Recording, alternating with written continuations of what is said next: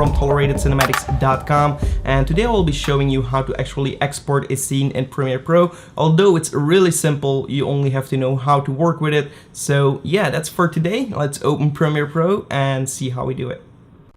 Alright, so here we are in Premiere Pro again. So I have my video, and let's say we have a complete edit. I will pick this sequence here. And now I want to render my sequence or my video.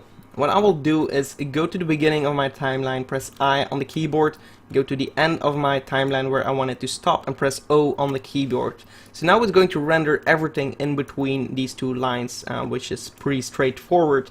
But if you want to render it, we are going to File here, and then we can click Export, Media, or Control M if you want to get it fast going.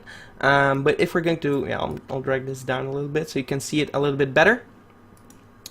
This is what you will be seeing most likely. The format is a H.264, which is a great format. It's great quality and very low in file size. So right here we can see the estimated file size of my video, which is 27 megabytes, and right here match source high bitrate, which is most likely good to go. So right now these days your video is most likely going to get a good export right away. So right here we can give it an output name and also the location where it should save at, and if you want to export audio or video, straightforward.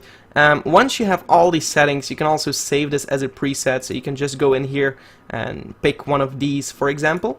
I also talked about how to publish to YouTube immediately from Premiere Pro, so you don't have to actually go to YouTube, upload a video, drag in your video and stuff like that. So you just go in Premiere Pro, log into your video.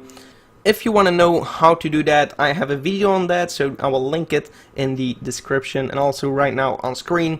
But yeah, target bitrate is how good your actual quality will be. 10 to 12 will be good enough for YouTube videos, and definitely good enough, but you can increase this number, and the higher you go, you're going to see that your estimated file size is going to increase, but it's also going to be better quality.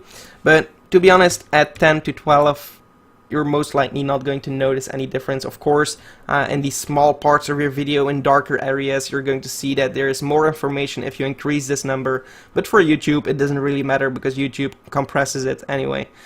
So this video is not VR. Apart from that, everything is actually a little bit too advanced. You can go in here for the audio, 48 Hertz is perfect, but yeah, apart from that there's not too much to it, so it's really simple. What you can do is export immediately, and that's going to render your video in Premiere Pro, and it's going to not allow you to work in Premiere Pro while it's rendering. Or you can click on Q, and that's going to open up Media Encoder, and all that's going to do is add it to a queue. So I'm going to delete my previous render, which has nothing to do with this tutorial, but right here again you see your settings. You can still tweak them if you want to, so right over here you can still tweak it, and you can still change the output. But once you're satisfied with everything, you can just press play in here, and then you can still work in Premiere Pro while it's rendering. Or you can stack up all kinds of renders right here, so you can export multiple timelines at a time. So it's going to prioritize the first